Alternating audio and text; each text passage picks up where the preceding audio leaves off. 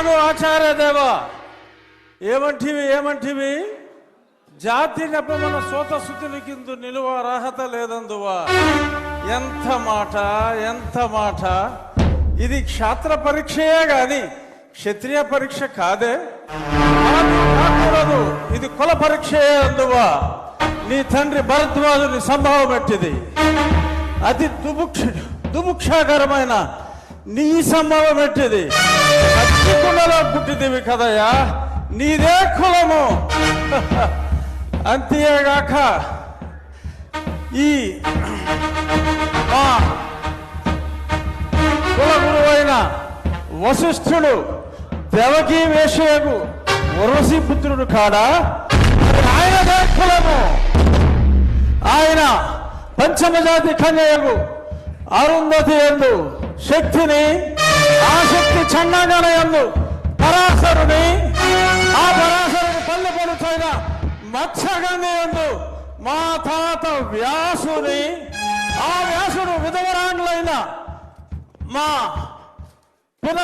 పితామహి అంబికతో, నా తండ్రిని పితామహి అంబాలికతో, నా పినతండ్రి పాండురాజును, మా ఇంటి దాసితో ధర్మ నిర్మాణ సరుడని మీ అందరితో కీర్తించబడుతున్న ఈ విదురదేవుని కనలేదా?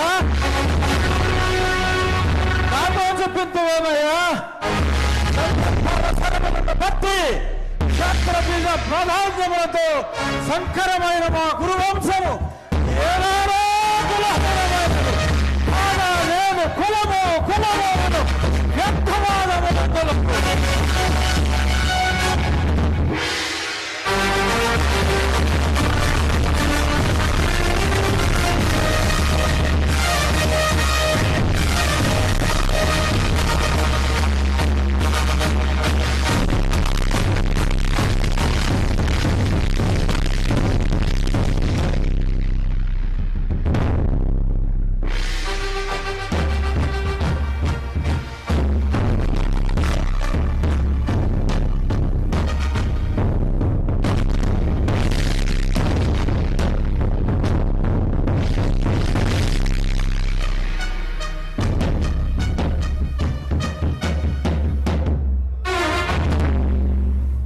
తెలుగుదనాన్ని అద్భుతమైనటువంటి డైలాగుల్లో దుర్యోధనుడి పాత్రలో ఏకపాత్రాభినయం చేసినటువంటి మన శాసనసభ ఉపసభాపతి RRR శ్రీ కె రఘురామకృష్ణరాజు గారికి ఒక్కసారి గట్టిగా కర్తవ్య ధ్వనిలో అందిద్దాం.